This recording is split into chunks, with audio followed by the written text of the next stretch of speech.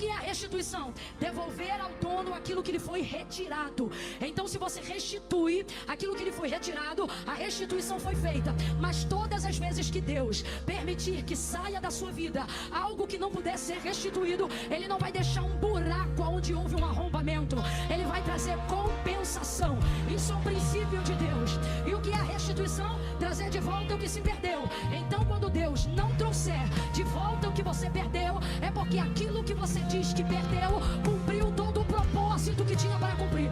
E agora, para que você não morra na dor dessa perda, Deus está falando para alguém, eu vou repetir, para que você não morra na dor desta perda, Ele vai trazer algo equivalente ou superior para compensar aquilo que jamais poderá ser restituído. Há uma palavra de Deus para esta noite, e Ele me manda dizer: tudo que eu não estou restituindo é porque cumpriu o plano dele na tua vida. Aquele emprego não vai voltar, aquela pessoa não vai voltar, e talvez alguém que você sepultou não vai voltar, mas a eternidade vai compensar quem você sepultou. Portas maiores que você perdeu, Deus vai abrir. Mas não é que o pai ame mais o caçula. O lance é que quando o caçula vem, a maturidade do pai já foi evoluída. A maturidade da mãe está em outro nível. O mais velho já não teve esse privilégio. Quando nasce um filho, o primeiro filho, nasce também uma mãe, um pai. Então, poxa, é injusto fazer qualquer comparação com outro tipo de criação, ainda que seja dentro da mesma casa. Então, se você é o mais velho, para de bobeira. Você também vai crescer e vai perceber que isso não tem a ver com o quanto se ama, mas com o quanto que se amadurece no processo de cada criação. Então, certamente, Abraão foi tratado de uma certa maneira e, com certeza, não teve alguns privilégios que só a maturidade pode dar na criação ao filho caçula. É só um exemplo que eu estou dando e uma cura da alma para algumas pessoas aqui. E aí, o que acontece? Mas o primogênito também goza de alguns privilégios que nenhum outro terá. A Bíblia, por exemplo, não fala sobre as bênçãos do filho do meio. Não fala, e eu sou a filha do meio. Eu tenho uma raiva disso. Por que bênção para o primogênito? Mas a Bíblia fala o que? Da bênção da primogenitura. Eu acho que Deus viu que o primogênito é meio que cobaia e falou: eu tenho que compensar isso. Eu vou dar uma bênção, alguma coisa para ele tem que ser diferente, né? Aí vem o filho do meio, que é o Naor. Normalmente o filho do meio, tá? Isso aqui é psicologia barata. Eu não sou psicóloga, por isso a minha é barata. Mas normalmente, de maneira genérica, o filho do meio tende a ser o filho mais independente. Normalmente, ele tende a ser o filho que não precisa botar ele para fora do ninho, não. Ele mesmo sai do ninho, ele mesmo, entendeu? Isso é psicologia. Pelo menos da maioria. Estou falando de maneira genérica. Cada indivíduo é único, tá? Se tiver algum psicólogo aí, já vai me perdoando. Olha aí que eu estou falando na moral. Eu não sou, tá? Então ele é dotado de um nível de independência instintiva. Por quê? Porque ele percebe que não vai ter a mesma atenção do primogênito e nem mesmo a mesma necessidade do caçula. Então ele percebe que está meio solto e ele mesmo desenvolve as habilidades dele. O que pode dar um probleminha lá na frente, mas o sucesso é muito melhor do que os probleminhas. Então, fica numa boa. Eu sou a do meio, sobrevivi, você também. Qual é a melhor parte do biscoito? O recheio é com o filho? Não fica chateado. Tô falando bem de todo mundo, tá? É isso que eu quero que você foque. Foca no bem que eu falei do primogênito se você é primogênito. Foca no bem que eu falei do filho do meio se você é o do meio. Foca no bem que eu vou falar agora do caçula se você é o caçula. Camila, minha mãe teve 7 filhos. Foca na terapia. Foca na terapia que vai dar tudo certo. Camila, minha mãe teve 15. Melhor coisa, irmão, família grande. É isso aí, multiplicar encher a terra. Eu não tô brincando. Eu tô falando sério. É bom demais. Mas eu tô falando do texto bíblico e aqui são 3. O caçula é o Arã. Então o Arã, ele está no auge da maturidade do pai Terá, do pai de Abraão. Então, assim como a maioria dos casos, talvez nem tenha sido seu se você é caçula, mas a gente está falando aqui em termos genéricos, em regras gerais. A maioria dos caçulas recebem uma atenção diferenciada e também dão aos pais um amor diferenciado. Eles tendem a ser, sim, mais atenciosos, por justamente não carregarem as mesmas dores que os primeiros filhos carregaram. Então, o caçula, ele tem um status diferente. Agora pense, se de maneira genérica já é assim, pense então a alegria de Terá ao perceber que o caçula Arã é o primeiro a dar o neto. Esquece! O moleque!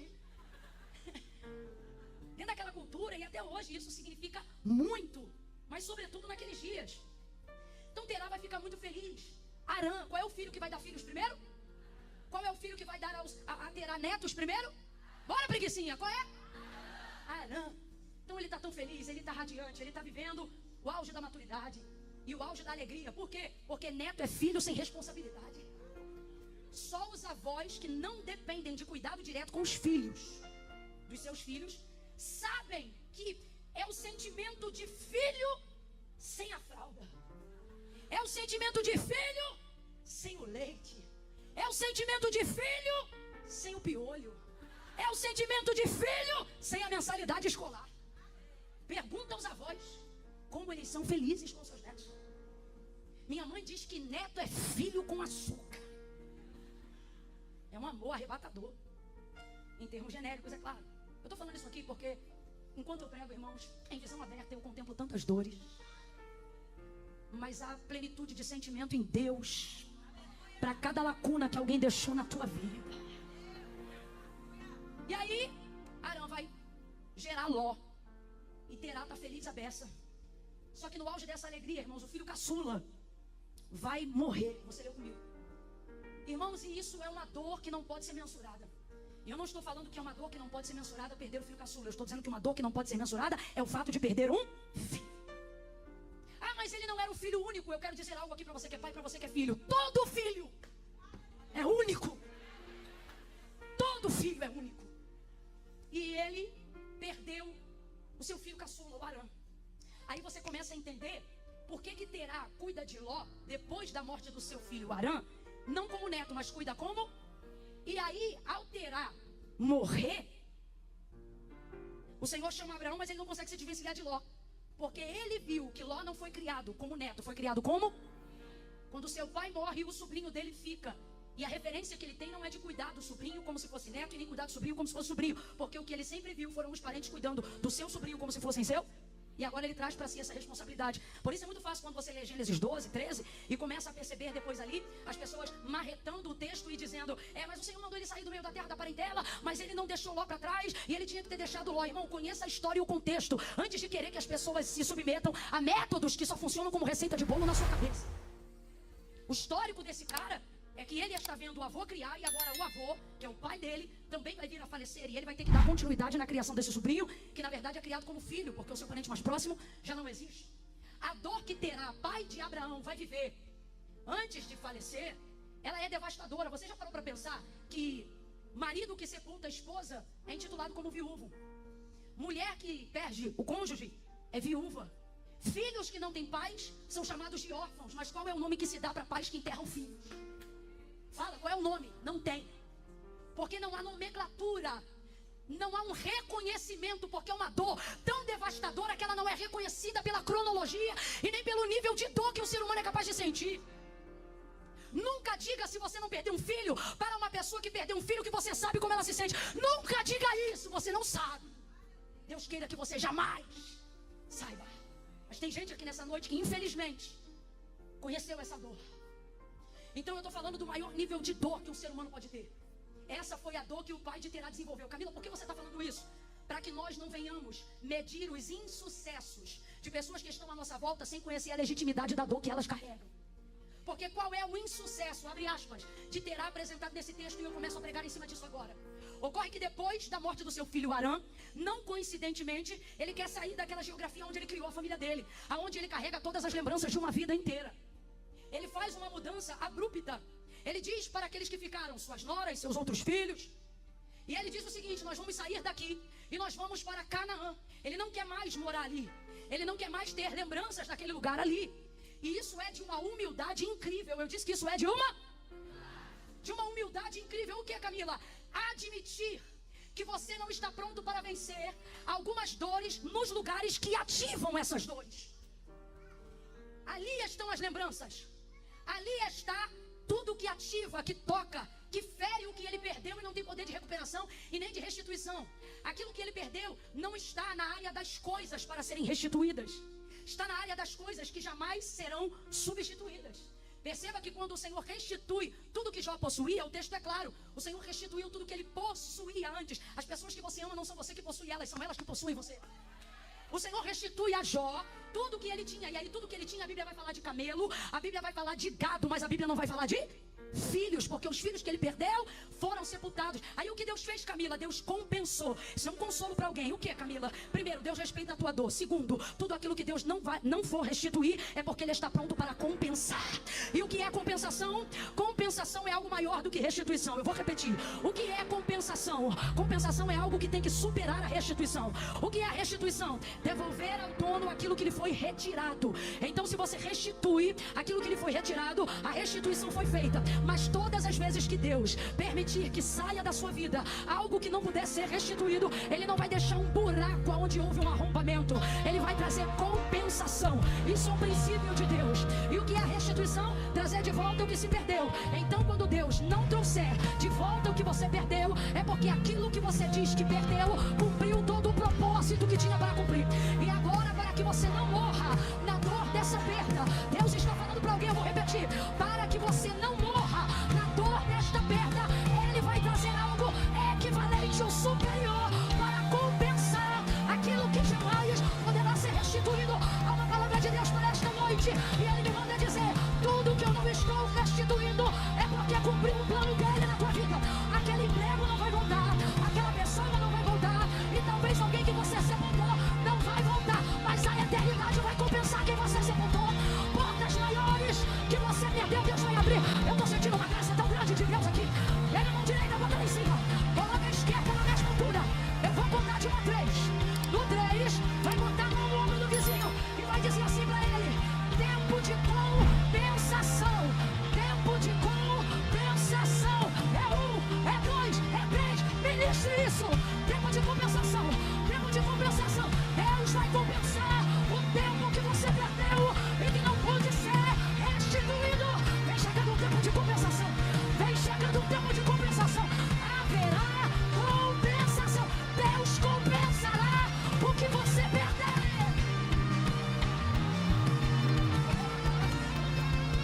Aleluia! Glória! Aleluia!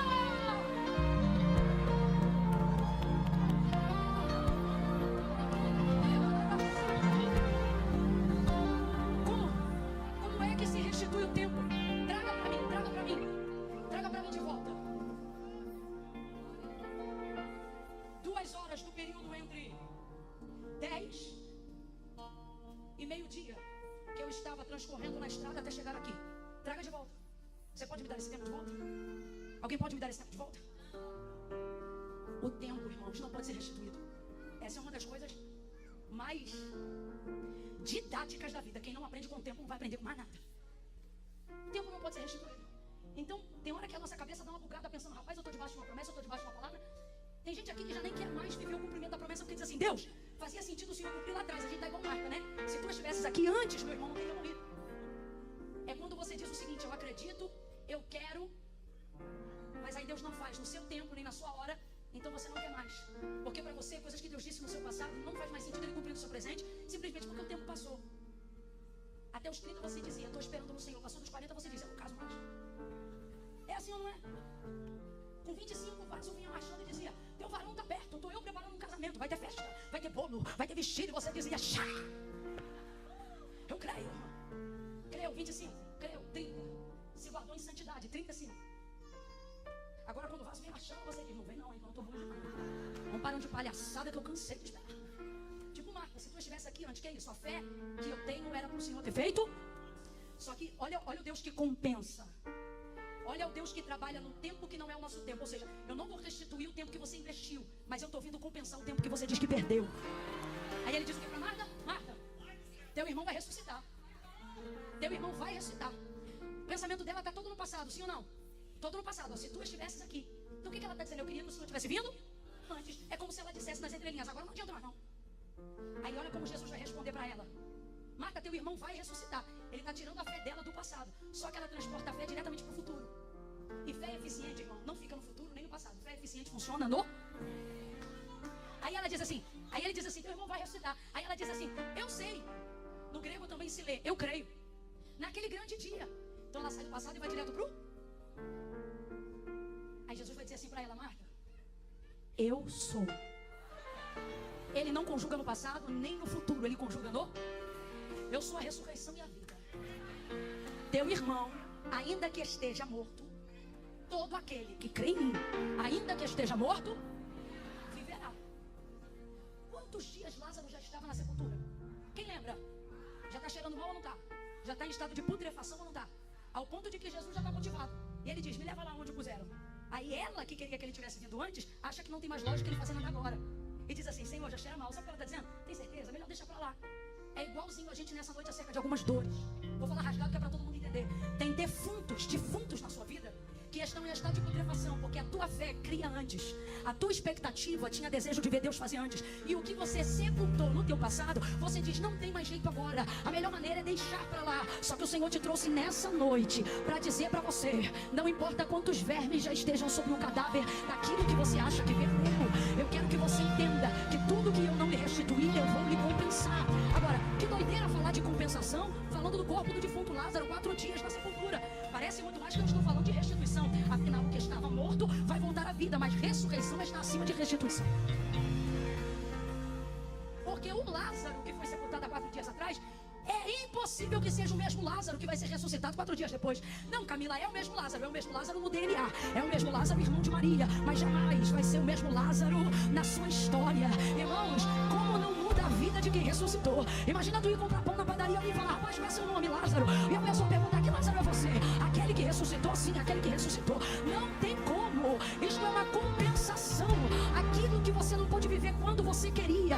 Eu quero que você entenda que Deus não só traz de volta a Lázaro, mas também compensa a fé de Marta, de Maria e da aldeia de Betânia inteira. Deus está dizendo para mim e para você, há dores, cadáveres, coisas na nossa vida que damos por perdido, e Deus está dizendo, ei, eu não vou restituir no teu tempo, porque aquilo que eu tenho para fazer é maior. Eu vou compensar, eu vou fazer infinitamente mais, infinitamente mais. Há uma palavra de fé em meus lábios e Ele me manda repetir isso, infinitamente mais, infinitamente mais. Não vai ser no teu tempo, mas vai ser infinitamente mais. Não vai ser como você pensou, mas será infinitamente mais. Você vai ficar chateado comigo por um tempo, mas será infinitamente mais. Você vai precisar tomar remédios por um tempo, mas será infinitamente mais. A sua fé será abalada no tempo da espera, mas o que eu vou fazer é infinitamente mais do que o que você pediu, do que o que você esperou. Eu não vou só restituir, eu vou compensar, eu vou compensar, eu vou compensar, eu vou superabundar. Tudo isso eu estou pregando para você, porque você conhece o Deus de Abraão, mas Terá não conhecia esse Deus. E existem dores, irmãos, que só Deus pode compensar.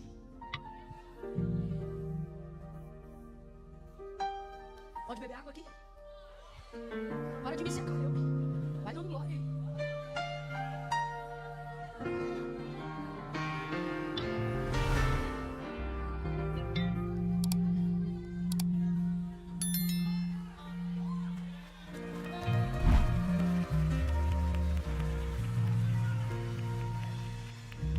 Terá, pai de Abraão, não conhecia o Deus que Abraão iria conhecer. Então essa dor foi mais alta do que a sua esperança. Essa dor foi mais forte do que a sua expectativa. Talvez você esteja aqui nessa noite, quem sabe chegou até por curiosidade. Talvez você esteja como Terá, ainda não conhecia o Deus de Abraão. Talvez por isso você tenha tentado tantas coisas que não deu certo. Mas Deus te trouxe hoje aqui para te dizer que Ele não tenta nada, Ele acerta. Diga isso para alguém, diga, Deus não tenta. Diga, Deus faz. Então Terá, eu disse quem? Ele vai tentar algumas coisas, mas sem a direção de Deus, sem a fé em Deus, sem a ajuda de Deus. Eu vou lhe falar algo. Até as suas melhores ideias sem Deus não serão suficientes. Quando você está na necessidade de um grande romper, de algo que o remédio não faz mais efeito, de algo que a network não faz mais efeito, de algo que não tem a ver com o quanto de dinheiro que você tem na conta, só Deus pode ajudar. Só Deus pode te ajudar. E infelizmente Terá não conhecia esse Deus que se apresentaria a Abraão. Ocorre então que numa tentativa de fuga, uma tentativa de... Mas eu não critico, a fuga dele foi por sobrevivência. Irmão, olha pra mim. Se é por sobrevivência, foge. Você está vendo uma pessoa com uma faca vindo na tua direção. Tu não vai correr não?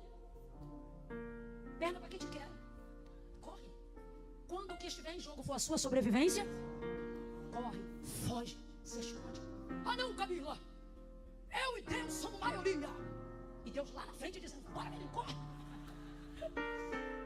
Foi esse Deus que enviou um anjo para dizer para José e Maria, desce ao Egito, se esconde lá. Irmãos, nem toda fuga é covardia, algumas são estratégia. Debaixo de uma direção, uma fuga é um esconderijo. Só que essa foi a maneira de Terá demonstrar isso. Sem a direção de Deus, irmãos, dificilmente nossas ideias serão suficientes. Ocorre então que para tentar fugir daquele lugar que ativava a memória da sua dor, e eu quero abrir aqui um parêntese para a sua sobrevivência emocional, para a sua sobrevivência espiritual. Seja humilde como foi Terá. Pare de bater de frente com coisas que você ainda não venceu. Não faça isso. Seja humilde. Ah, eu sou crente, mas também é gente. Seja humilde. Não está pronto para ver quem te odeia? Não vá no mesmo lugar que essa pessoa estiver. Ah não, Camila, eu acho que isso é falta de maturidade. Eu também, mas o que é melhor? Admitir uma imaturidade por um tempo ou terminar a festa com um barraco? Porque você não estava pronto para ver quem te odiava, quem te aborreceu, quem te feriu. Irmãos, pastor Cote tem uma palavra, uma frase que eu adoro. Ele diz assim, que quem não tem domínio próprio tem um demônio próprio. E isso é uma verdade. E domínio próprio tem tudo a ver com maturidade. Não tem a ver com o fato de você ser colérico, fleumático ou melancólico. Não, tem a ver com maturidade, independente da sua personalidade. E a verdade é que às vezes não triunfamos sobre aquilo que tem nos levado a sofrer, não porque não temos de Deus graça para superar, mas porque em vez de buscar abrigo no momento da dor, no esconderijo do Altíssimo, queremos provar a superioridade de uma maturidade que ainda não existe, de uma superação que ainda não existe, de uma ferida que ainda não foi fechada, de um sangramento que ainda não estancou. Não, eu vou ficar aqui, eu vou provar que eu sou forte. Não, eu vou ficar aqui e vou mostrar que eu sou crente, mas não sou otário. Não, eu vou fazer tal. Irmão, vigia! A pornografia ainda é uma área de tentação. Então não vá para o computador escondido, nem de madrugada, foge! A masturbação ainda é um problema para você? Coloque cronômetro no celular. Vai tomar banho cantando hinos. Bota louvor. Eu duvido você conseguir fazendo isso com Cassiane cantando 500 graus de puro, fogo santo e poder. Foge. Crie caminhos de fuga. Para de querer mostrar que venceu aquilo que você ainda está lutando.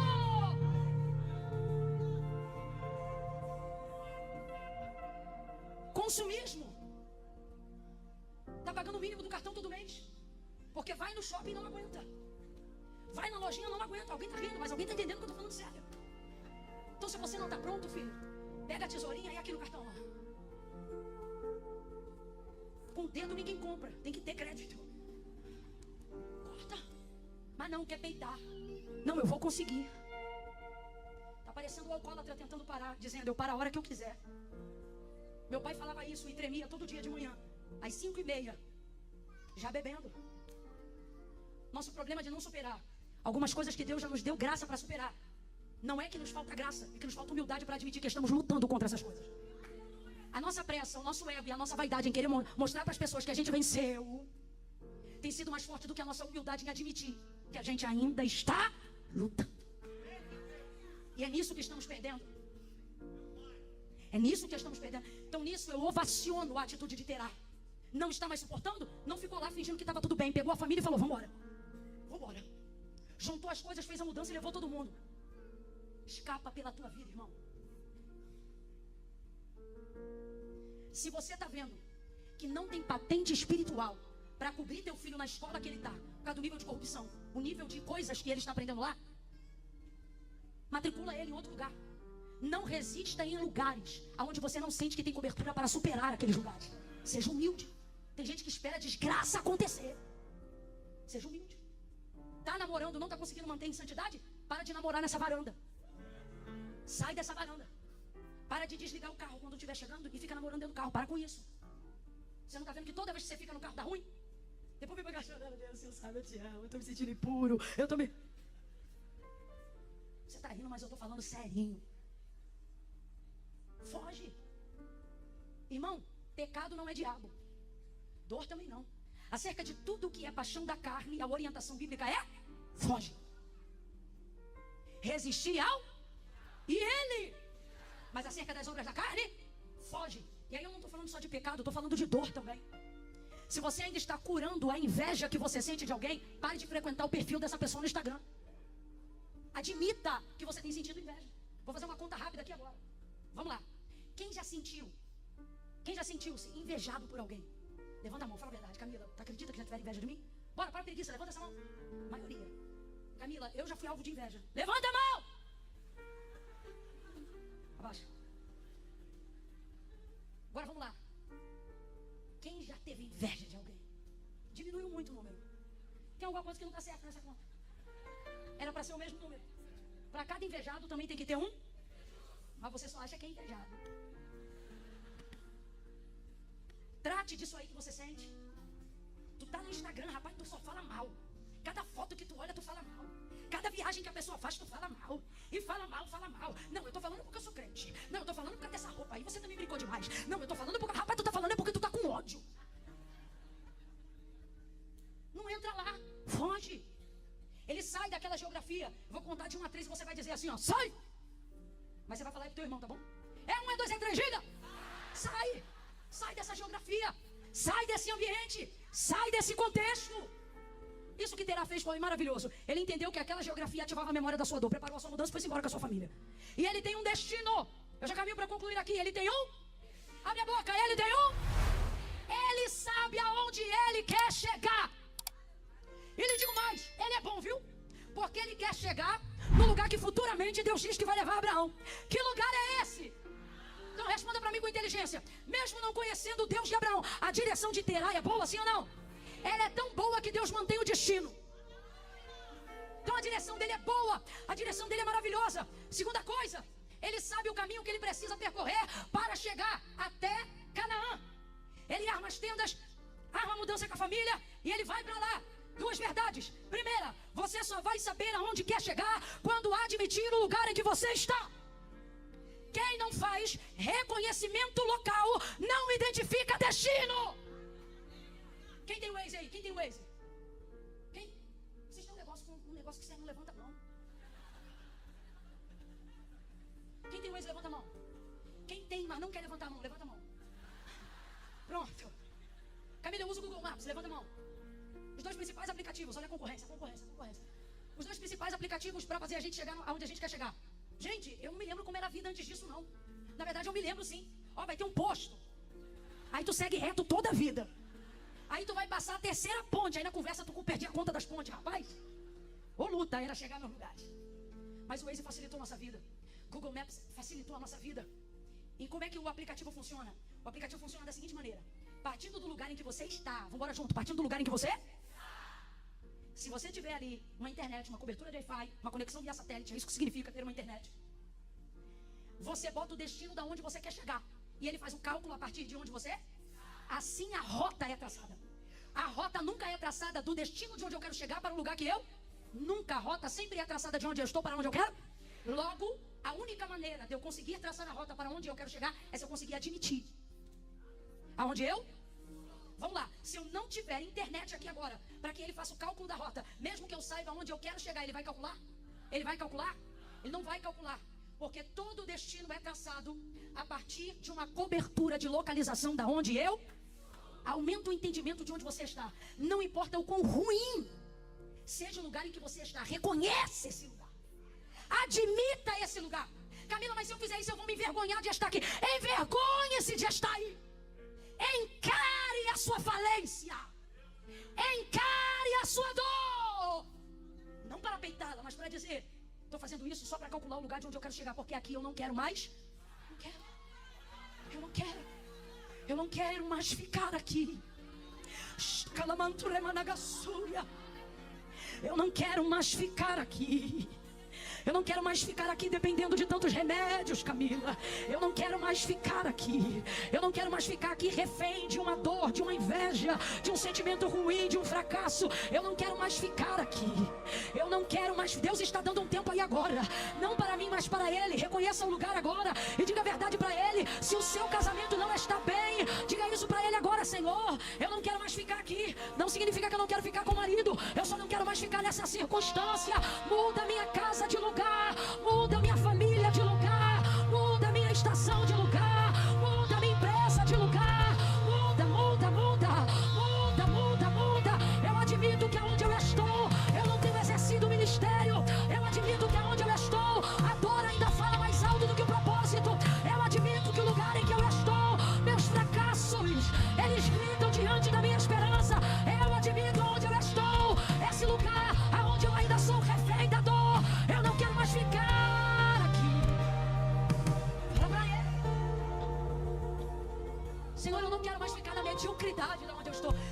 sido um servo medíocre. Fala a verdade para ele. Senhor, eu tenho sido um profeta conveniente. Eu não quero mais ficar aqui. Deus, já tem anos que eu não me exponho em fé. Eu não quero mais ficar aqui. Eu não quero mais ficar. Se alguém tiver coragem de localizar o lugar que está e falar essas palavras para Deus nessa noite, ainda este trimestre o Senhor vai habilitar a tua mudança. Ainda este trimestre você vai começar uma nova jornada. Isso não é mais uma pregação, é uma palavra profética. Admita onde você está, verbalize para Deus estas palavras e diga para Ele. Se você reconhece este lugar, diga para Ele: eu não quero mais ficar aqui. Eu não posso mais ficar aqui. Eu não aceito mais não ter vida devocional. Deus, já tem dias que eu não oro, já tem meses que eu não jejuo. Eu não quero mais ficar assim. Já tem dias que eu não leio a Bíblia, já tem dias que eu não faço um propósito. Eu não quero mais ficar assim. Eu não quero ficar sem sentir a unção. Eu não quero ficar sem viver a superação. Eu não quero mais ficar assim. Não quero mais ficar assim. Eu não quero mais. Eu não